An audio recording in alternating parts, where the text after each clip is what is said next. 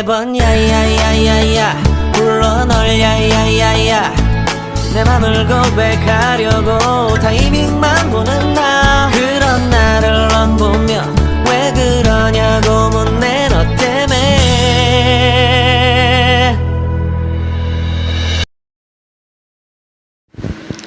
It's been 3 days since you have signed the contract with Flo and X, only to know that it is the company of your ex-fiancé who was declared dead but now is back. You know what hurts? That you wait for someone day and night shedding tears for them and then don't even care about it. Same has happened with you.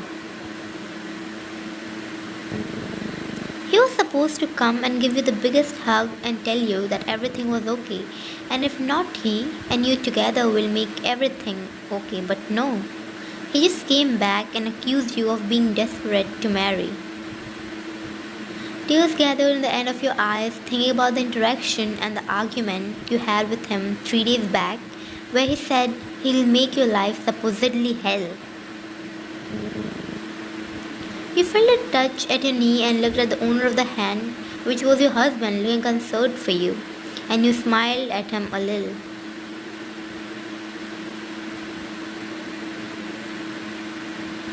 You shook your head and briefly closed your eyes so that you could fight the tears which were about to slip out of your eyes.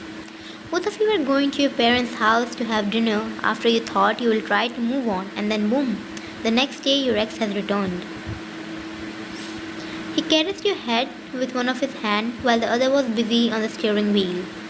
You might have not wanted to marry Jaibum, but after you married him, you got a friend which you never want to lose.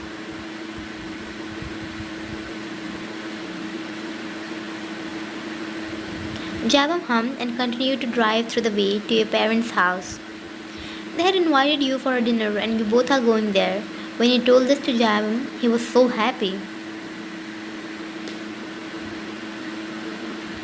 He looked outside to see your parents' home, Jabam eyes shining.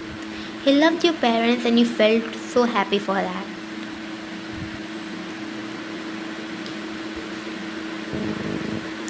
The moment you entered inside the mansion, you were taken into a bear hug by your mother while you found Jabam shaking hands with your father with the biggest smile on his face.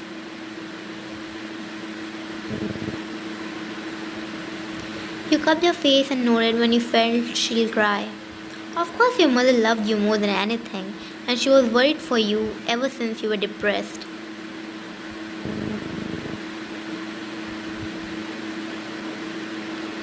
You parted away from her only to hug your dad while you saw that Jaibam and your mom hugged each other, with Jaibam lifting her up from the ground a little and her giggling. You could not believe how Japan was so much into your family. He is just so good with your parents.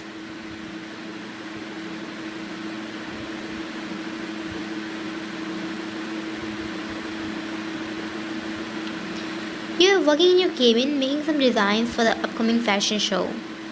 You were a freelancer all the year, so it was a little bit off for you, but you were doing well. The door of your cabin flung open and you flinched looking at the person who was there at the door. Jungkook. He looked angry and he glared at you as soon as you looked at him.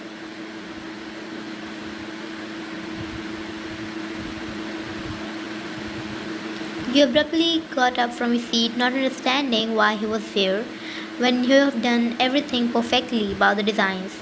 He has asked you to design some baby clothes for the upcoming winters, and you have done that wonderfully. So, what was the problem?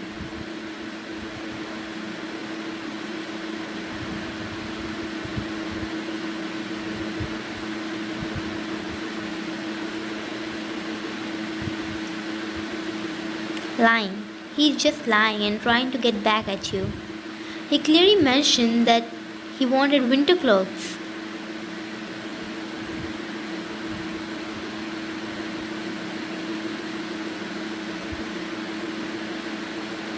You looked at him with your eyes doubled inside. How can he say that? Is it the same person you knew a year ago?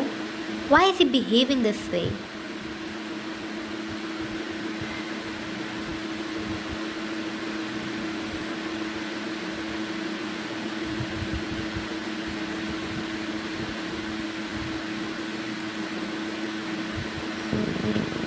Tears slipped from your eyes, and Jungkook kept on looking at you, frozen on his spot. He understands that he's going overboard, but that's because nobody is telling him the truth. How is he supposed to know why you married Jabim just after his death, as if you were waiting for it? He is doing this not for his inner satisfaction, but for the both of you. He wants to know everything, and if this is how he can know it, he's up for it. Saying this, he left your office with heavy weight on his chest.